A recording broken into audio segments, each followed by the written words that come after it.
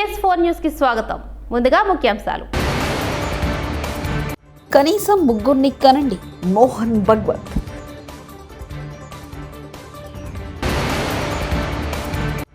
CM Revanth Reddy ఏడాది పాలనపై హరీష్ రావు తీవ్ర విమర్శలు.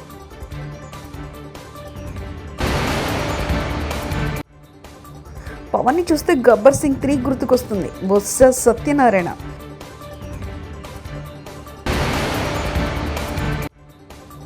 కూటమి అలసత్వం నాడు బుడమేరు నేడు రైతులు.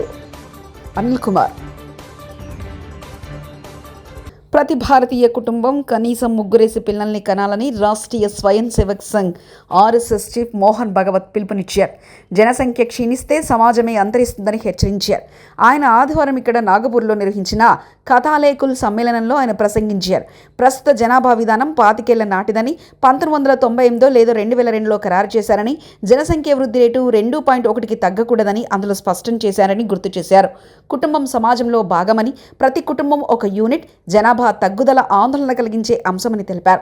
వృద్ధి రేటు 2.1కి తక్కువగా ఉంటే సమాజం అంతరించిపోతుందని, ఆ పరిస్థితుల్లో దానిని ఎవరు నాశనం చేయక్కర్లేదంటూ తానంత తానే నాశనం అవుతుందని, భాషలు కనుమరుగవుతాయని, సంస్కృతి నశిస్తుందని, ప్రతి జంట 2 కంటే ఎక్కువ మంది పిల్లల్ని కనాలని, కనీసం 3 పిల్లల్ని కనాలని ఆయన సూచించారు. మునుగోడు నియోజకవర్గం చౌటుప్పల్ RDO కార్యాలయం ఎదుట RRR బాధితుల ధర్నా. రీజనల్ రింగ్ రోడ్ కారణంగా నష్టపోతున్న రైతులకు భూమికి పరిహారంగా భూమి ఇవ్వాల్సిందే అంటూ బాధితుల డిమాండ్.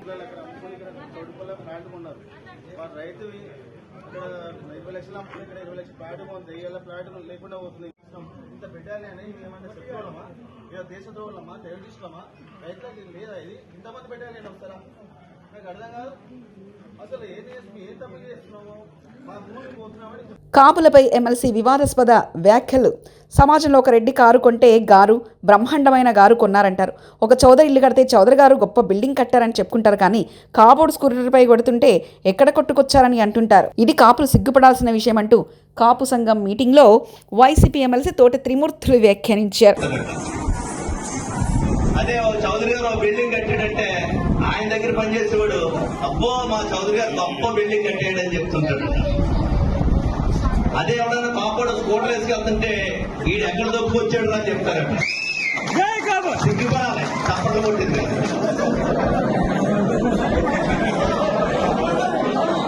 చప్పట్లు కొట్టింది కదా, సిగ్గుపడాలి. రండి. ఏపీ డిప్యూటీ సీఎం పవన్ కళ్యాణ్పై మాజీ మంత్రి వైసీపీ ఎమ్మెల్సీ బొత్స సత్యనారాయణ సంచలన వ్యాఖ్యలు చేశారు. పవన్ కళ్యాణ్ తీరు చూస్తుంటే గబ్బర్ సింగ్ 3 గుర్తుకొస్తుందంటే వ్యంగ్యంగా అన్నారు. గతంలో ఆయన గబ్బర్ సింగ్ 1, 2 చిత్రాల్లో నటించిన విషయం ఈ సందర్భంగా బొత్స గుర్తు చేశారు. సోమవారం విశాఖపట్నంలో ఎమ్మెల్సీ బొత్స మాట్లాడుతూ కాకినాడ పోర్టు నుంచి బియ్యం స్మగ్లింగ్ అని డిప్యూటీ సీఎం పవన్ అంటున్నారని, బాధ్యులపై చర్యలు తీసుకోవద్దని ఎవరన్నారని ప్రశ్నించారు. మేము వస్తే ఇంకా తగ్గిస్తామని చెప్పిన నేపథ్యాన్ని కూడా మనం చూసాం, విన్నాం కూడా. మీ పెద్దగా సోదరులు అందరూ కూడా ఉన్నారు. ఇది ఎవరు ఆశామాషి మనుషులు ఎవరో చెప్పలే, ఏదో పార్టీ కార్యకర్తలు చెప్పలే. సాక్షాత్తు కూటమిలో ఉన్న ఎవరైతే తెలుగుదేశం పార్టీ ఆది నాయకుడు చంద్రబాబు నాయుడు నోటంట, అలాగే కూటమి నాయకుల్లో ఉన్న భారతీయ జనతా పార్టీ నాయకులు కానీ, లేదు కూటమి నాయకులతో భాగస్వాములైన జనసేన అధ్యక్షులు కానీ ఈ వాక్యాలని వాళ్ళు చెప్పిన మాటలు మీ హయాంలో కూడా పెరిగాయి అంటున్నారు. ఒక విషయాన్ని జ్ఞాపకం చేస్తున్నాను. ఇక్కడ ఉన్న ఆ నాయకులకి మీ ద్వారా రేపు ఇంక మళ్ళీ దీని తర్వాత అడగబోయే పత్రికా సోదరులకు కూడా, వాళ్ళకి కూడా ముందుగా చెప్తున్నాను, వాళ్ళకి కూడా మీకు కూడా ఇవన్నిటినీ ఓవర్కమ్ అయ్యాయి కదా. మాకు చాలా తెలివితేటలు ఉన్నాయి, మాకు సంపద సృష్టి తెలుసు, అద్భుతమైన మాకు ఆలోచనలు ఉన్నాయి, మాకు వచ్చి అనుభవం ఉంది అని కదా ప్రజల్ని మభ్యపెట్టి మోసం చేసి వీటికన్నిటికీ మీరు ముందుకు వచ్చారు. మరి ఏ రకంగా మీరు ఈ ₹2 రేపు మార్చి లోపల ఇవాళ నుంచి మరి మార్చి వరకు చూస్తే సుమారు ₹2 పెరగబోతుంది. ఏ రకంగా మరి మీరు వడ్డనేస్తారు? ఈ 15,000 కోట్లని ఎందుకు ప్రభుత్వం సబ్సిడీ లోపల ఇవ్వలేకపోతుంది? ఎందుకు ఇవ్వబోతుంది? ఇవ్వచ్చు కదా, ప్రభుత్వం సబ్సిడీ చేయొచ్చు కదా, ప్రజలకు భారం పడకుండా చేయొచ్చు కదా. ఎందుకు చేయలేదు? కారణం ఏంటి చెప్పండి. నేను ప్రజల తరపున అడుగుతున్నాను. ఒక ప్రతిపక్ష పార్టీగా మేము డిమాండ్ చేస్తున్నాం. ఈ డబ్బుని తక్షణమే జాబ్ ఛార్జీని మీరు ఉపసంహరించుకొని ప్రభుత్వమే వెసులుబాటు చేసి ఈ 15,485 కోట్ల రూపాయలని ప్రభుత్వం డిస్కాములకి వచ్చి చెల్లించి ప్రజలకు ఉపశమనం కలిగించాలి. ప్రజల మీద వచ్చి ఒత్తిడి తేకూడదు, ప్రజల మీద వచ్చి దీని భారం పడకూడదు అని మా డిమాండ్. సమంజసంగా ఆలోచన చేయండి. మీరే చెప్పారు కదా ఎన్నికల ముందు, ఇదేదో ఎన్నికలైపోయిన 5 సంవత్సరాల తర్వాత 3 సంవత్సరాల తర్వాత మాట్లాడుతున్న మాటలు కాదు కదా. ఆయన ఎన్నికలైన 7 నెలలకే మాట్లాడుతున్న మాటలు కదా, 6 నెలల తర్వాత 7వ నెలలో మాట్లాడుతున్న మాటలు కదా ఇవి. దయచేసి ఆలోచన చేయండి. ఏపీలో తుఫాన్ ప్రభావంతో వర్షాలు కురిశాయని తెలిసినా కూటమి ప్రభుత్వం రైతులను అప్రమత్తం చేయలేదని మండిపడ్డారు మాజీ ఎమ్మెల్యే అనిల్ కుమార్. అప్పులు తెచ్చుకుని రైతులు సాగు చేసుకుంటున్నా ప్రభుత్వానికి పట్టింపు లేదని ఘాటు విమర్శలు చేశారు. చివరికి టీడీపీ కార్యకర్తలు కూడా ఈ ప్రభుత్వ వైఖరితో తీవ్ర ఇబ్బందులు పడుతున్నారంటూ ఆయన విమర్శించారు. రైతులకి మద్దతు ధర ఇప్పించాలి. ఎన్నికల ముందు మనం అబద్ధాలు చెప్పి ఓట్లు వేయించుకున్నాం, రైతులందరికీ కూడా న్యాయం చేసేస్తాం అని దుష్ప్రచారం చేస్తూ ల్యాండ్ టైటిలింగ్ యాక్ట్ అని అదని ఇదని రకరకాలుగా జగన్మోహన్ రెడ్డి గారిని దూషిస్తూ ఎన్నో మాటలు మాట్లాడినటువంటి ఈ కూటమి నాయకులు ఈ రోజు కనీసం రైతు దగ్గర నుంచి ఒక బస్తా ధాన్యం కూడా కొనిపించలేని పరిస్థితి ఏర్పడతా ఉంది. ఈ రోజు గ్రామాల్లో చూస్తే ఇదివరకు రైతు భరోసా కేంద్రాలు ఎంతో కీలకమైన పాత్ర పోషించాయి. అంటే రైతు భరోసా కేంద్రానికి వెళ్తే మా ధాన్యం కొనుక్కుంటారు అనే ఒక భావనలో ప్రతి రైతు కూడా ఉండేవాడు. కానీ ఈ రోజు రైతు భరోసా కేంద్రం అంటే ఇప్పుడు రైతు సేవా కేంద్రాలుగానే ఏదో మార్చారు. ఈ రోజు రైతు సేవా కేంద్రానికి వెళ్తే మీరు పలానా రైస్ మిల్కి వెళ్ళండి, మీ దగ్గర 1300 కొంటారు, 1400 కొంటారు అని చెప్పి వీళ్ళే సలహా ఇచ్చి రైతును తప్పుదోవ పట్టించి ఈరోజు రైతు నష్టపరిచే విధంగా చేస్తా ఉన్నారు. రైతు ఎప్పుడు కూడా సంతోషంగా పంటను పండించుకోవాలి, మద్దతు ధర వస్తే మళ్ళీ ఇంకొక పంట వేయాలని ఆలోచిస్తారు తప్ప ఎక్కడ అక్రమాలు చేయాలనో లేకపోతే ఇంకో కార్యక్రమాలు చేయాలన్నప్పుడు రైతు మనసు కూడా ఉండదు. ఇంకో పంట ఎంత నష్టం వచ్చినా కానీ పంట పండించాలి అనే ఆలోచనతోటి ముందుకెళ్లే కార్యక్రమం. ఈరోజు చూస్తా ఉంటే విజయవాడ దగ్గర నుంచి ఇక్కడ విజయవాడ నుంచి మొదలుకుంటే మచిలీపట్నం వరకు చుట్టూ మొత్తం కూడా ధాన్యం రోడ్డు మీద పరిచి దాని మీద బయటి నుంచి తెచ్చినటువంటి టార్ఫాలిన్ కప్పుకుని భార్యాభర్తలు అంటే వ్యవసాయం చేసేది ఈరోజు గ్రామాల్లో ఎక్కువగా కౌలు రైతులు వ్యవసాయం చేస్తా ఉన్నారు. అంటే 1 ఎకరం 2 ఎకరాలు 3 ఎకరాలు కౌలుకు తెచ్చుకుని ఆ కౌలుకు తీసుకుని ఎరువులు అప్పులు తెచ్చుకుని లేకపోతే బయట పెట్టుబడికి డబ్బులు అప్పు తీసుకుని చేసే పరిస్థితి. వీళ్ళు ఎలాగో రైతు భరోసా కూడా ఇవ్వలేదు కనీసం.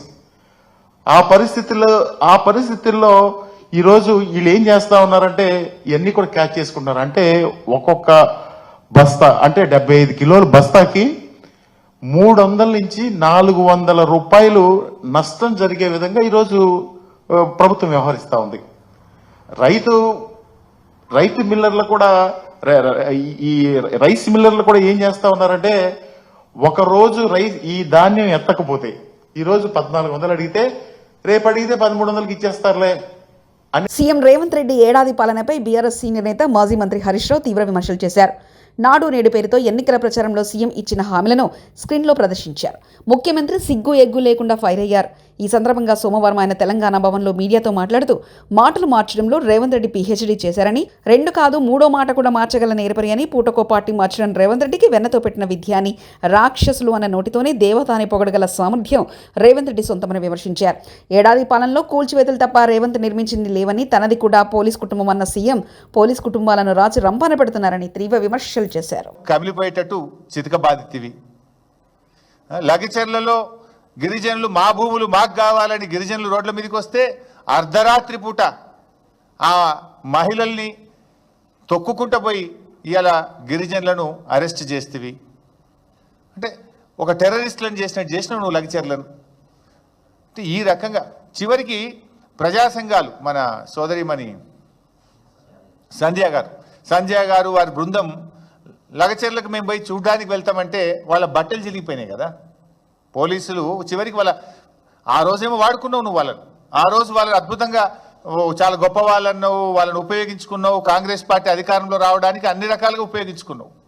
కానీ ఇలా ఒక ఫ్యాక్ట్ ఫైండింగ్ కమిటీగా కొన్ని మహిళా సంఘాలు కలిసి లగచర్లకు పోతుంటే వాళ్ళ బట్టలు చిరిగిపోయేటట్టుగా పోలీసులు వాళ్ళని హ్యాండిల్ చేసిండ్రు. ఇది ప్రజాస్వామ్యం, రేవంత్ రెడ్డి ప్రజాస్వామ్యం. ఒకసారి ఆ ప్రజాస్వామ్యం మీద కూడా ఆ రోజు ఆయన ఏం మాట ఇచ్చిండో, ఈరోజు ఏం ప్రజలకిచ్చిన హామీలను కూటమి ప్రభుత్వం తుంగలో తొక్కింది. ఎన్నికల ముందు చంద్రబాబు, పవన్ కళ్యాణ్ లెక్కలేని హామీలు ఇచ్చి ఇప్పుడు నిధులు లేవంటూ కబుర్లు చెప్తున్నారు. ఒక్క హామీని కూడా ఈ 6 నెలల్లో నెరవేర్చకుండా కాలయాపన చేస్తున్నారంటూ అంజద్ బాషా మాజీ డిప్యూటీ సీఎం వ్యాఖ్యానించారు. జనసేన పార్టీ ఈ 3 పార్టీల కూటమి ప్రభుత్వం ఏర్పాటై సుమారుగా 6 నెలలు కావస్తోంది. మరి ఈ 6 నెలల్లో మరి ఈ ప్రభుత్వం చేసింది ఏంటంటే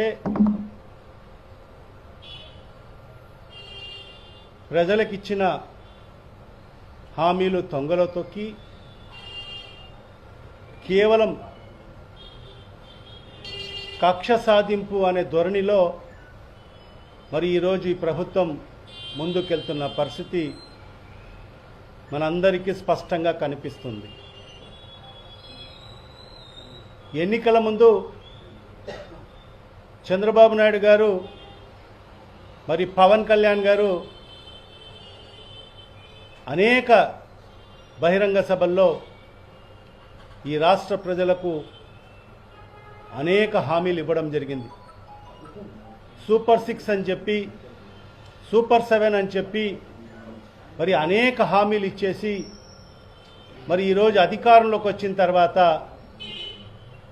మరి ఈ 6 నెలల కాలంలో ఏ ఒక్క హామీ కూడా నెరవేర్చుకోకుండా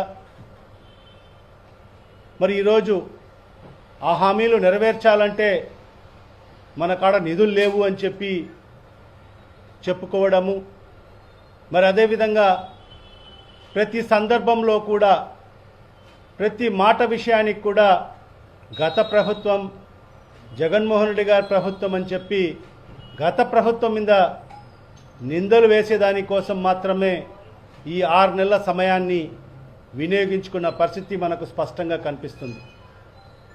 ఏ ఒక్క హామీ కూడా నెరవేర్చుకోకుండా కాలయాపన చేసుకుంటూ ఈరోజు డైవర్షన్ పాలిటిక్స్ చేస్తూ మరి ఈరోజు వైఎస్ఆర్ కాంగ్రెస్ పార్టీ నాయకుల మీద, కార్యకర్తల మీద మరి ఈరోజు అక్రమ కేసులు బనాయించి మరి ఈరోజు వాళ్ళ కుటుంబాలను భయభ్రాంతులు చేసే విధంగా భవిష్యత్తులో ఎవరు కూడా ప్రతిపక్షంలో ఉండకోకూడదు, ప్రతిపక్ష పార్టీకి ఎవరు కూడా సానుభూతి పరులుగా కూడా ఉండకోకూడదు, మరి వైఎస్ఆర్ కాంగ్రెస్ పార్టీకి మరి కార్యకర్తలకు దూరం చేయాలి అనే ఆలోచనతోనే మరి ఈరోజు ఈ ప్రభుత్వం ముందుకెళ్తున్న పరిస్థితి మనం స్పష్టంగా చూస్తున్నాం.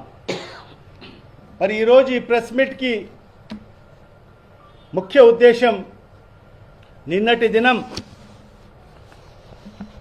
రాజ్యాంగబద్ధంగా ఏదైతే గత ప్రభుత్వంలో కార్తీక మాసం పూర్తయిన అనంతరం పోలిపాడ్యం సహా సోమవారం కావడంతో భద్రాచలంలో శ్రీ సీతారామచంద్ర స్వామి ఆలయంలో భక్తుల రద్దీ పెరిగింది.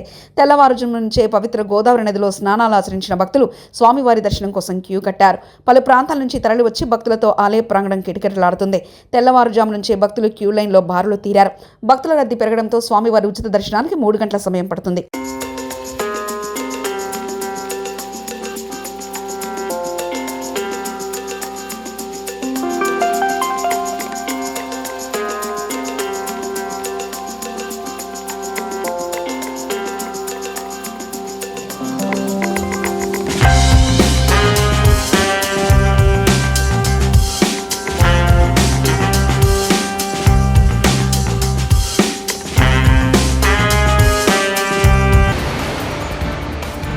కనీసం 3 కనండి. మోహన్ భగవత్.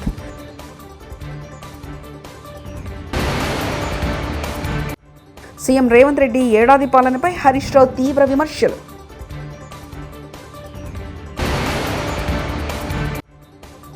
పవన్ని చూస్తే గబ్బర్ సింగ్ 3 గుర్తుకొస్తుంది. బొత్స సత్యనారాయణ.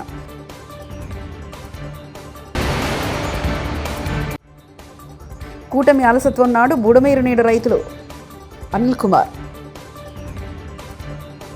TS4 న్యూస్ ఇంతటితో సమాప్తం. చూస్తున్నారండి TS4 తెలుగు.